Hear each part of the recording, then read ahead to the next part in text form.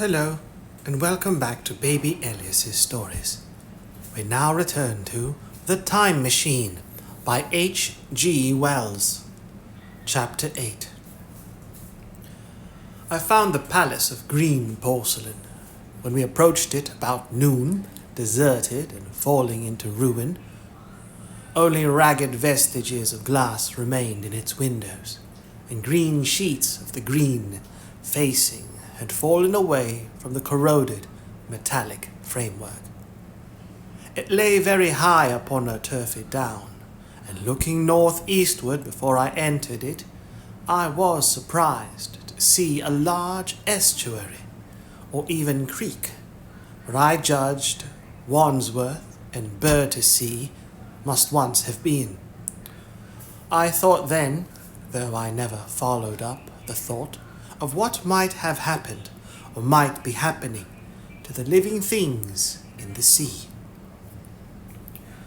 The material of the palace proved on examination to be indeed porcelain, and along the face of it I saw an inscription in some unknown character. I thought, rather foolishly, that Weena might help me to interpret this, but I only learned that the bare idea of writing had never entered her head. She always seemed to me, I fancy, more human than she was, perhaps because her affection was so human.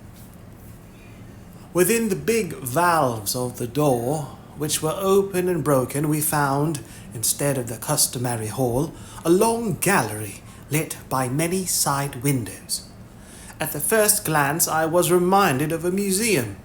The tiled floor was thick with dust, and a remarkable array of miscellaneous objects was shrouded in the same grey covering. Then I perceived, standing strange and gaunt in the centre of the hall, what was clearly the lower part of a huge skeleton. I recognized by the oblique feet that it was some extinct creature after the fashion of the Megatherium. The skull and the upper bones lay beside it in the thick dust, and in one place where rainwater had dropped through a leak in the roof, the thing itself had been worn away. Further in the gallery was the huge skeleton barrel of a brontosaurus. My museum hypothesis was confirmed. Going towards the side, I found what appeared to be sloping shelves, and clearing away the thick dust, I found the old familiar glass cases of our own time, but they must have been airtight, to judge from the fair preservation of some of their contents. Clearly, we stood among the ruins of some latter-day South Kensington. Here, apparently, was the paleontological section, and a very splendid array of fossils it must have been, though the inevitable process of decay that had been staved off for a time and had, through the extinction of bacteria and fungi, lost 99 hundredths of its force, was nevertheless with extreme sureness, if with extreme slowness, at work again upon all its treasures.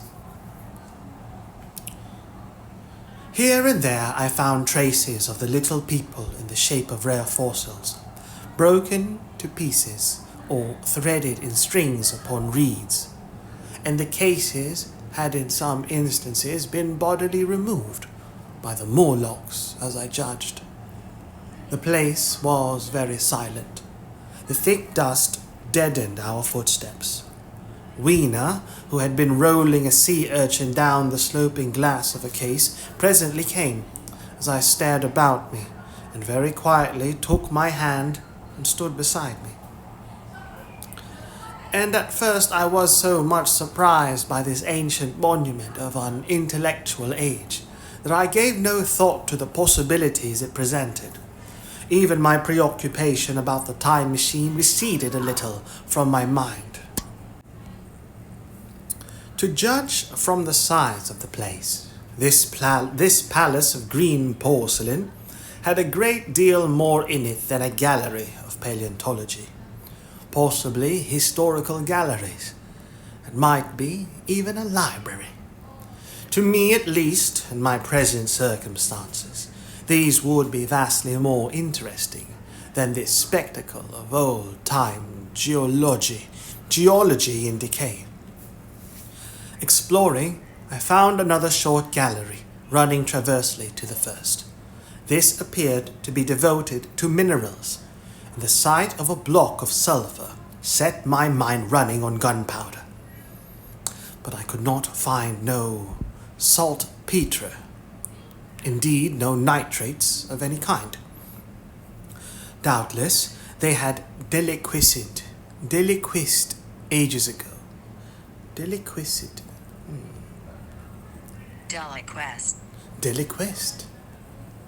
Deliquesce of organic matter becoming liquid, typically during decomposition. Deliquesce. Doubtless they had deliquesced ages ago, yet the sulfur hung in my mind and set up a train of thinking.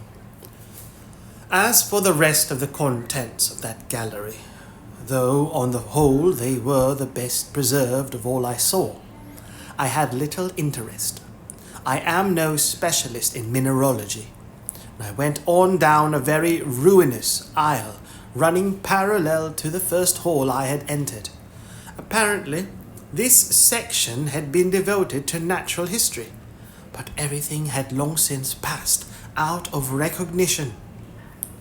A few shriveled and blackened vestiges of what had once been stuffed animals, desiccated mummies and jars that had once held spirits, a brown dust of departed plants.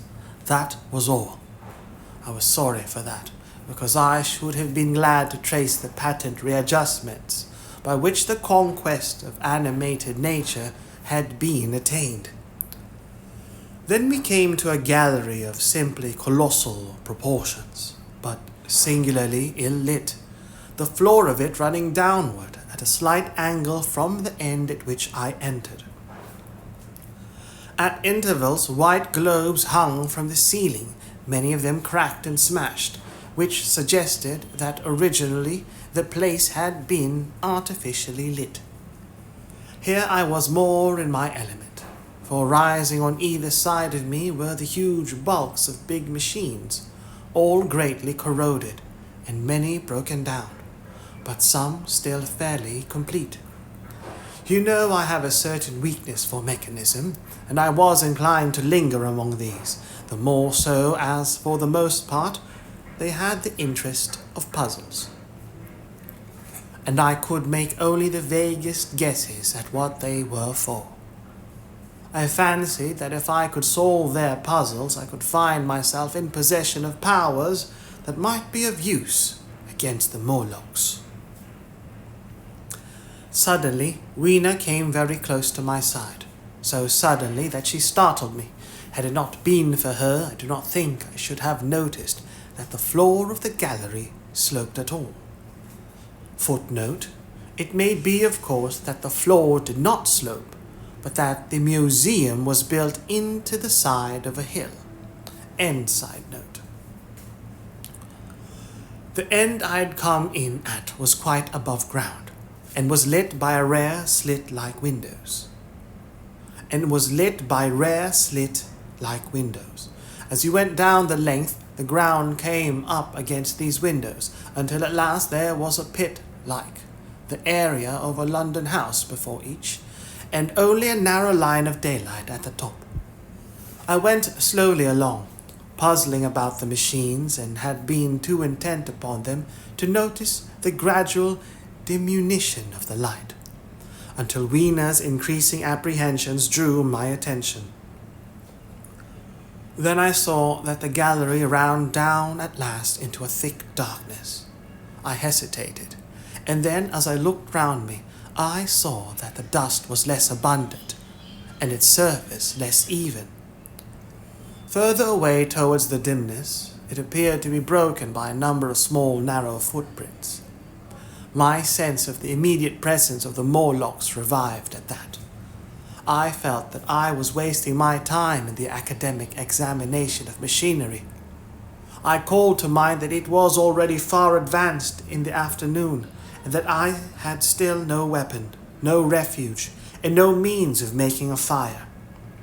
And then down in the remote blackness of the gallery I heard a peculiar pattering, and the same odd noises I had heard down the well. I took Weena's hand.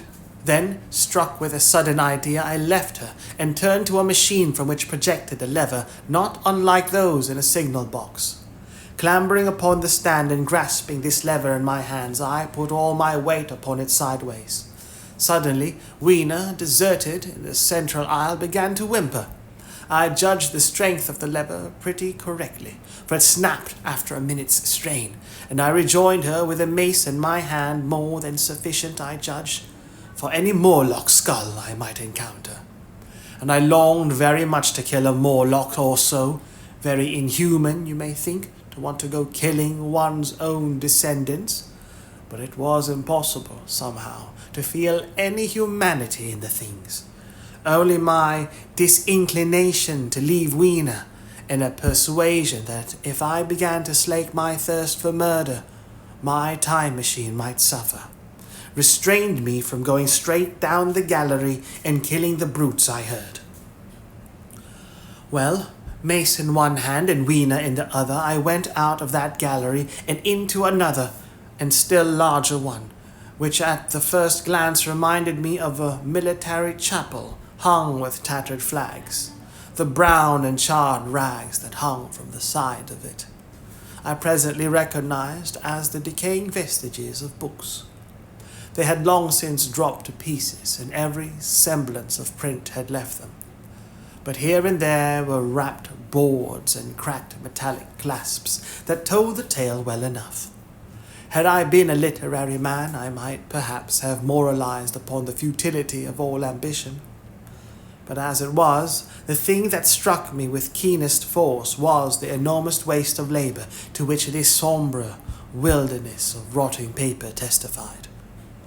At the time, I will confess that I thought chiefly of the philosophical transactions and my own 17 papers upon physical optics. Then, going up a broad staircase, we came to what may once have been a gallery of technical chemistry, and here I had not a little hope of useful discoveries, except at one end where the roof had collapsed.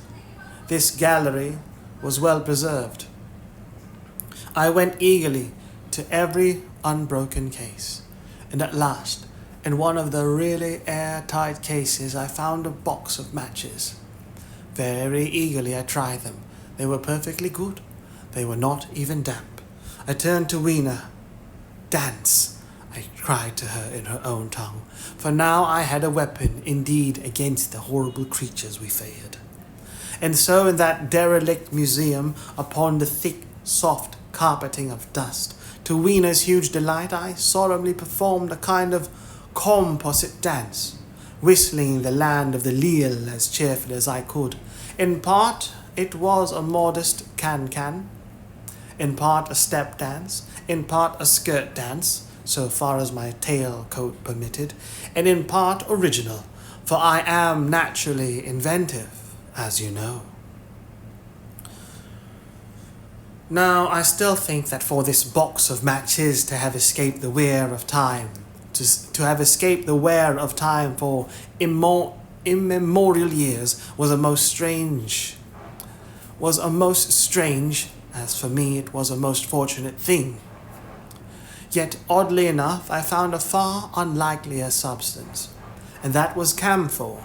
I found it in a sealed jar, that by chance, I suppose, had been really hermetically sealed. I fancied at first that it was paraffin wax, and smashed the glass accordingly. But the odor of the camphor was unmistakable. In the universal decay, this volatile substance had chanced to survive, perhaps through many thousands of centuries. It reminded me of sepia painting, of a sepia painting I had once.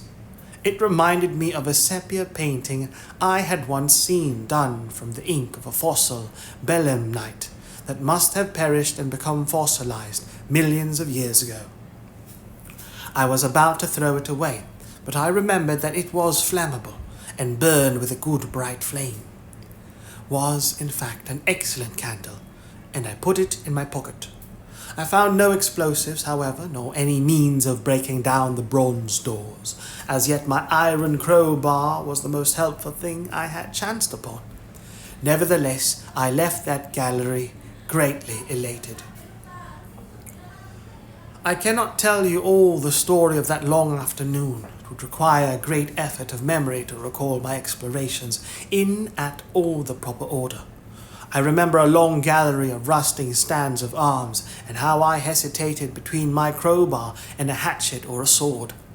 I could not carry both, however, and my bar of iron promised best against the bronze gates. There were numbers of guns, pistols, and rifles. The most were masses of rust, but many were of some new metal, and still fairly sound. But any cartridges of powder there may once have been had rotted into dust. One corner I saw was charred and shattered, perhaps, I thought, by an explosion among the specimens. In another place was a vast array of idols, Polynesian, Mexican, Grecian, Phoenician, every country on earth I should think. And here, yielding to an irresistible impulse, I wrote my name upon the nose of a steatite monster from South America that particularly took my fancy. Steatite. Steatite, the mineral talc occurring in consolidated form, especially as a soapstone. Soapstone, steatite. As the evening drew on, my interest waned. I went through gallery after gallery, dusty, silent, often ruinous. They exhibit sometimes mere heaps of rust and lignite, sometimes fresher. In one place I suddenly found myself near the model of a tin mine, and then by the merest accident I discovered in an airtight case 2 dynamite cartridges. I shouted "Eureka!" and smashed the case with joy. Then came a doubt. I hesitated. Then, selecting a little side gallery, I made an essay. I never felt such a disappointment as I did in waiting 5, 10, 15 minutes for an explosion that never came. Of course, the things were dummies, as I might have guessed from their presence. I really believe that they had not been so. I should have rushed off incontinently and blown Sphinx bronze doors, and, as it proved, my chances of finding the time machine altogether into non-existence. It was after that, I think, that we came to a little open court within the palace. It was turfed, and had 3 fruit trees, so we rested and refreshed ourselves. Towards sunset, I began to consider our position. Night was creeping upon us, and my inaccessible hiding place had still to be found. But that troubled me very little now. I had in my possession a thing that was, perhaps, the best of all defenses against the Morlocks. I had matches. I had the camphor in my pocket, too, if a blaze were needed. It seemed to me that the best thing we could do would be to pass the night in the open, protected by a fire. In the morning there was the getting of the time machine. Towards that, as yet, I had only my iron mace. But now, with my growing knowledge, I felt very differently towards those bronze doors. Up to this I had refrained from forcing them, largely because of the mystery on the other side. They had never impressed me as being very strong, and I hoped to find my bar of iron not altogether inadequate for the work. Chapter 9. We emerged from the palace while the sun was still in part above the horizon. I was determined to reach the White Sphinx early the next morning, and ere the dusk I proposed pushing through the woods that had stopped me on the previous journey. My plan was to go as far as possible that night, and then, building a fire, to sleep in the protection of its glare. Accordingly, as we went along, I gathered any sticks or dried grass I saw, and presently had my arms full of such litter. Thus loaded, our progress was slower than I had anticipated, and besides Weena was tired. And I began to suffer from sleepiness too, so that it was full night before we reached the wood. Upon the shrubbery hill of its edge, Weena would have stopped, fearing the darkness before us, but a single sense of impending calamity, that should indeed have served me as a warning, drove me onward. I had been without sleep for a night and 2 days, and I was feverish and irritable. I felt sleep coming upon me, and the Morlocks with it. While we hesitated among the black bushes behind us, and dim against their blackness, I saw 3 crouching figures.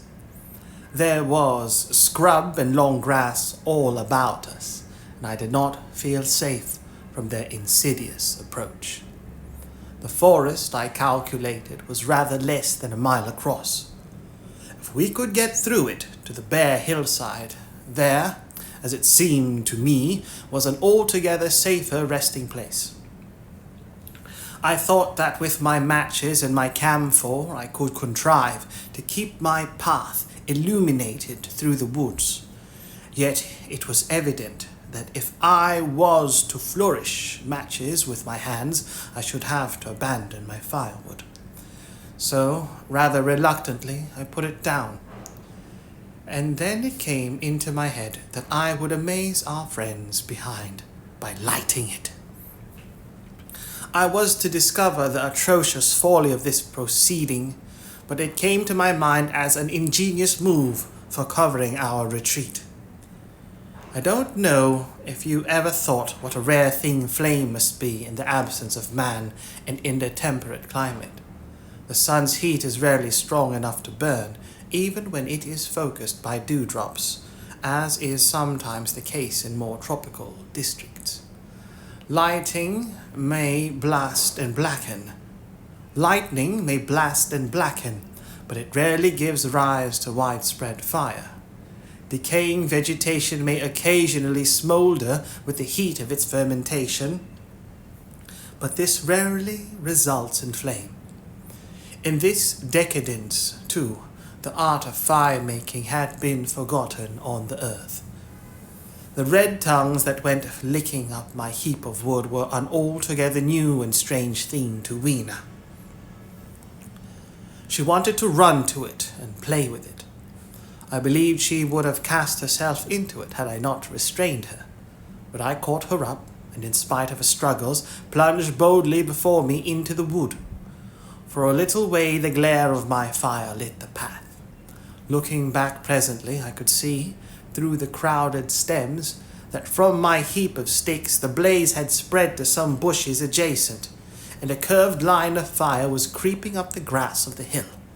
I laughed at that, and turned again to the dark trees before me.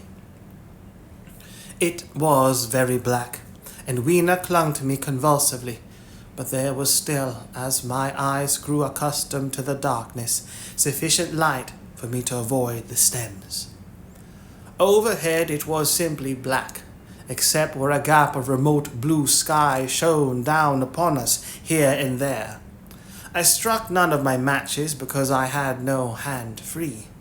Upon my left arm I carried my little one, in my right hand In my right hand I had my iron bar.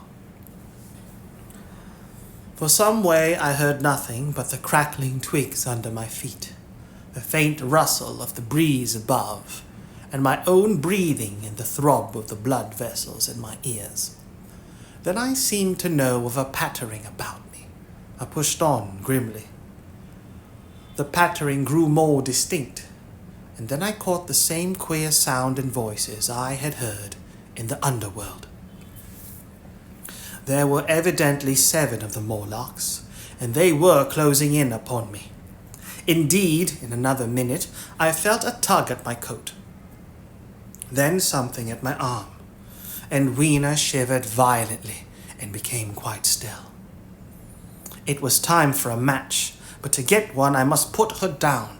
I did so, and as I fumbled with my pocket, a struggle began in the darkness about my knees. Perfectly silent on her part, and with the same peculiar cooing sounds from the Morlocks. Soft little hands, too, were creeping over my coat and back, touching even my neck. Then the match scratched and fizzed. I held it flaring and saw the white backs of the Morlocks in flight amid the trees. I hastily took a lump of camphor from my pocket and prepared to light it as soon as the match should wane. Then I looked at Weena. She was lying, clutching my feet and quite motionless, with her face to the ground. With a sudden fright, I stooped to her. She seemed scarcely to breathe. I lit the block of camphor and flung it to the ground, and as it split and flared up and drove back the Morlocks and the shadows, I knelt down and lifted her.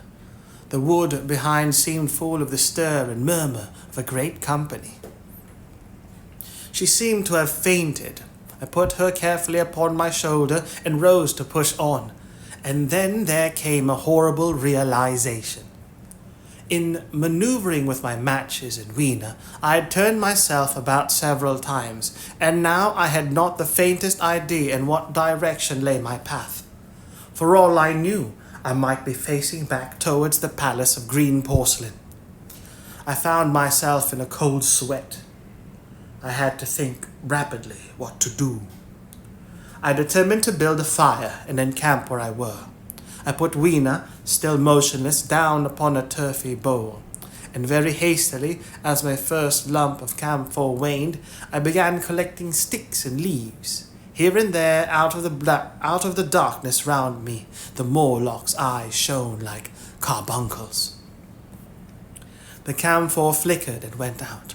I lit a match, and as I did so, 2 white forms that had been approaching Weena dashed hastily away.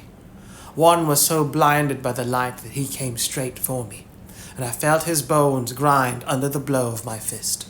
He gave a whoop of dismay, staggered a little way, and fell down. I lit another piece of camphor and went on gathering my bonfire. Presently I noticed how dry was some of the foliage above me, for since my arrival on the time machine, a matter of a week, no rain had fallen. So, instead of casting about among the trees for fallen twigs, I began leaping up and dragging down branches. Very soon I had a choking, smoking fire of green wood and dry sticks, and could economize my camphor.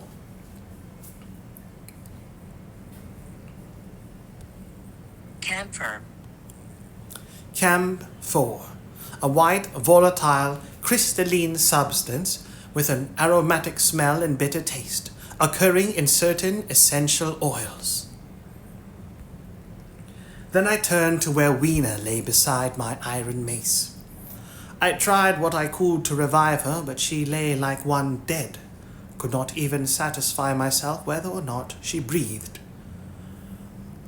Now the smoke of the fire bent over towards me, and it must have made me heavy of a sudden. Moreover, the vapor of camphor was in the air.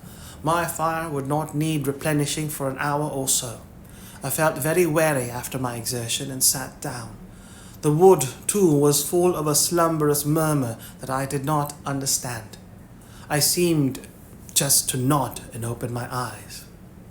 But all was dark, and the Morlocks had their hands upon me. Flinging off their clingy fingers, I hastily felt in my pocket for the matchbox, and it had gone. Then they gripped and closed with me again. In a moment I knew what had happened. I had slept, and my fire had gone out, and the bitterness of death came over my soul. The forest seemed full of the smell of burning wood. I was caught by the neck, by the hair, by the arms, and pulled down. It was indescribably horrible in the darkness to feel all these soft creatures heaped upon me. I felt as if I was in a monstrous spider's web. I was overpowered and went down. I felt little teeth nipping at my neck. I rolled over, and as I did so, my hand came against my iron lever. It gave me strength. I struggled up, shaking the human rats from me, and holding the bar short, I thrust where I judged their faces might be. I could feel the succulent giving off flesh and bone under my blows, and for a moment I was free. The strange exultation that so often seems to accompany hard fighting came upon me. I knew that both I and Weena were lost, but I determined to make the Morlocks pay for their meat. I stood with my back to a tree, swinging the iron bar before me. The whole wood was full of stir and cries of them. A minute passed. Their voices seemed to rise to a higher pitch of excitement, and their movements grew faster. Yet none came within reach. I stood glaring at the blackness. Then suddenly came hope. What if the Morlocks were afraid? And close on the heels of that came a strange thing. The darkness seemed to grow luminous. Very dimly I began to see the Morlocks about me, 3 battered at my feet.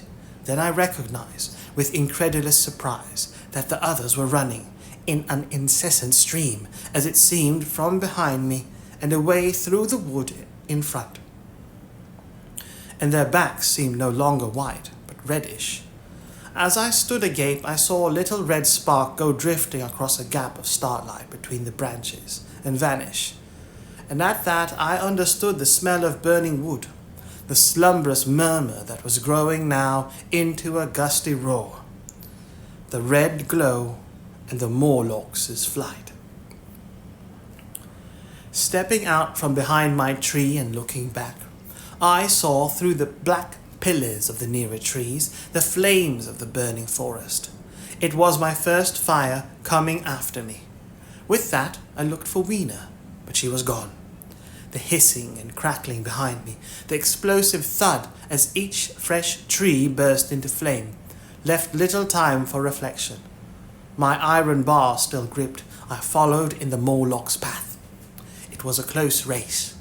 Once the flames crept forward so swiftly on my right as I ran that I was outflanked and had to strike off to the left.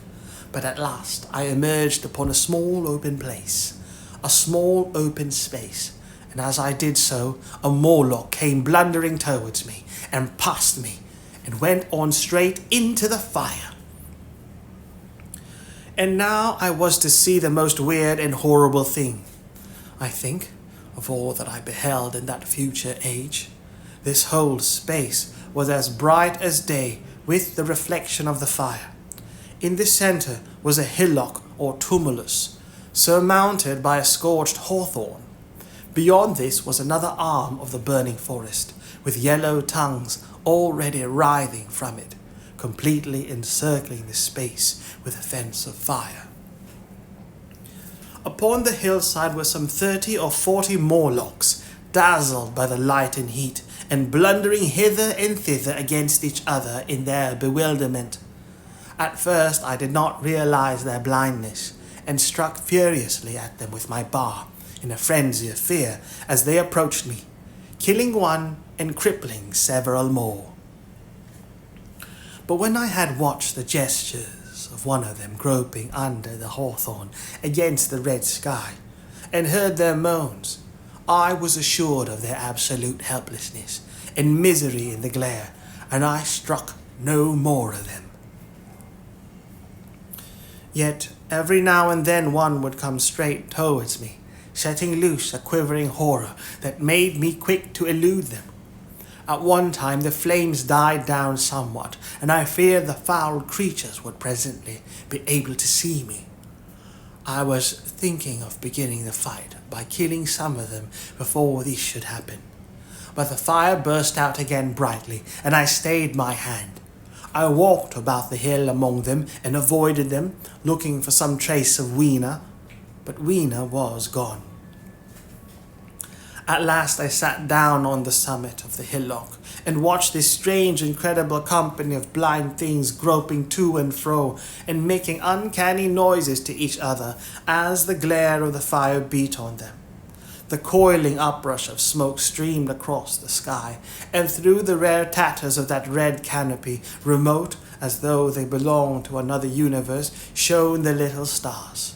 2 or 3 Morlocks came blundering into me, and I drove them off with blows of my fist, trembling as I did so. For the most part of that night, I was persuaded it was a nightmare. I bit myself and screamed in a passionate desire to wake. I beat the ground with my hands and got up and sat down again, and wandered here and there and again sat down. Then I would fall to rubbing my eyes and calling upon God to let me awake. Thrice I saw Murlocs put their heads down in a kind of agony and rush into the flames. But at last, above the subsiding red of the fire, above the streaming masses of black smoke and the whitening and blackening tree stumps, in the diminishing numbers of these dim creatures, came the white light of the day. I searched again for traces of Weena, but there were none. It was plain that they had left her poor little body in the forest. I cannot describe how it relieved me to think that it had escaped the awful fate to which it seemed destined. As I thought of that, I was almost moved to begin a massacre of the helpless abominations about me, but I contained myself. The hillock, as I have said, was a kind of island in the forest.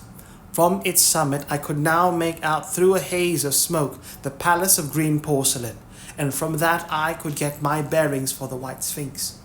And so, leaving the remnant of these damned souls still going hither and thither and moaning as the day grew clearer, I tied some grass about my feet and limped on across smoking ashes and among black stems that still pulsated eternally with fire, towards the hiding place of the time machine. I walked slowly, for I was almost exhausted, as well as lame, and I felt the intensest wretchedness for the horrible death of little Weena. It seemed an overwhelming calamity. Now, in this old familiar room, it is more like the sorrow of a dream than an actual loss. But that morning it left me absolutely lonely again, terribly alone. I began to think of this house of mine, of this fireside, of some of you, and with such thoughts came a longing that was pain. But as I walked over the smoking ashes under the bright morning sky, I made a discovery. In my trouser pocket were still some loose matches. The box must have leaked before it was lost. Chapter 10. About 8 or 9 in the morning, I came to the same seat of yellow metal from which I had viewed the world upon the evening of my arrival. I thought of my hasty conclusions upon that evening and could not refrain from laughing bitterly at my confidence. Here was the same beautiful scene, the same abundant foliage, the same splendid palaces and magnificent ruins, the same silver river running between its fertile banks. The gay robes of the beautiful people moved hither and thither among the trees. Some were bathing in exactly the place where I had saved Weena, and that suddenly gave me a keen stab of pain. And like bolts upon the landscape rose the cupolas above the ways to the underworld.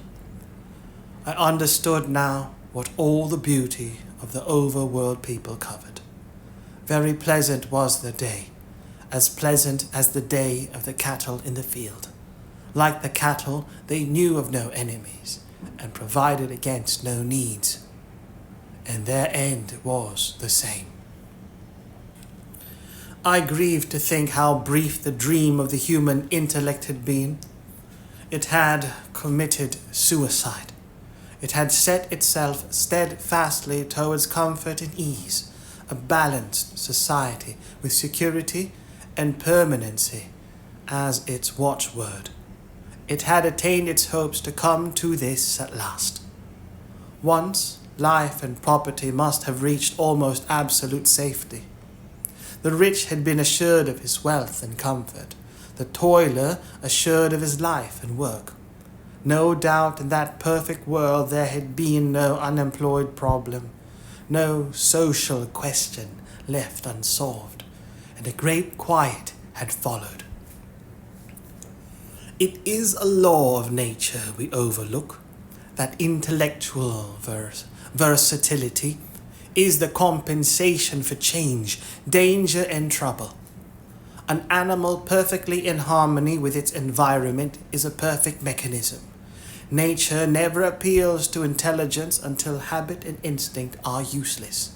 There is no intelligence where there is no change and no need of change. Only those animals partake of intelligence that have to meet a huge variety of needs and dangers. So as I see it, the upper world man had drifted towards his feeble prettiness, and the underworld to mere mechanical industry. But that perfect state had lacked one thing even for mechanical perfection: absolute permanency. Apparently, as time went on, the feeding of the underworld, however it was affected, had become disjointed. Mother Necessity, who had been staved off for a few thousand years, came back again, and she began below. The underworld being in contact with machinery, which, however perfect, still needs some light thought outside habit, had probably retained perforce rather more initiative, if less of every other human character, than the upper. And when other meat failed them, they turned to what old habit had hitherto forbidden. So I say I saw it in my last view of the world of 800 and 2701. It may be as wrong an explanation as mortal wit could invent. It is how the thing shaped itself to me. And as that, I give it to you. After the fatigues, excitements, and terrors of the past days, and in spite of my grief, this seat and the tranquil view and the warm sunlight were very pleasant. I was very tired and sleepy, and soon my theorizing passed into dozing. Catching myself at that, I took my own hint, and spreading myself out upon the turf, I had a long and refreshing sleep. I awoke a little before sunsetting. I now felt safe against being caught napping by the Morlocks. And stretching myself, I came on down the hill towards the White Sphinx. I had my crowbar in one hand, and the other hand played with the matches in my pocket. And now came a most unexpected thing. As I approached the pedestal of the Sphinx, I found the bronze valves were open. They had slid down into grooves. At that I stopped short before them, hesitating to enter. Within was a small apartment, and on a raised place in the corner of this was the time machine. I had the small levers in my pocket. So here, after all my elaborate preparations for the siege of the White Sphinx, was a meek surrender. I threw my iron bar away, almost sorry not to use it. A sudden thought came into my head as I stooped towards the portal. For once at least I grasped the mental operations of the Morlocks, suppressing a strong inclination to laugh. I stepped through the bronze frame and up to the time machine. I was surprised to find it had been carefully oiled and cleaned. I have suspected since that the Morlocks had even partially taken it to pieces while trying in their dim way to grasp its purpose. Now as I stood and examined it, finding a pleasure in the mere touch of the contrivance, the thing I had expected happened. The bronze panel suddenly slid up and struck the frame with a clang. I was in the dark, trapped, so the Morlocks thought. At that, I chuckled gleefully. I could already hear their murmuring laughter as they came towards me. Very calmly, I tried to strike the match. I had only to fix on the levers and depart then like a ghost. But I had overlooked one little thing. The matches were of that abominable kind that light only on the box. You may imagine how all my calm vanished. The little brutes were close upon me. One touched me and made a sweeping blow in the dark at them with the levers, and began to scramble into the saddle of the machine. Then came one hand upon me, then another. Then I had simply to fight against their persistent fingers for my levers, and at the same time feel for the studs over which these fitted. One indeed, they almost got away from me. As it slipped from my hand, I had to butt in the dark with my head. I could hear the Morlock's skull ring to cover it. It was a nearer thing than the fight in the forest, I think, this last scramble. But at last the lever was fitted and pulled over. The clinging hands slipped from me. The darkness presently fell from my eyes. I found myself in the same grey light and tumult I have already described.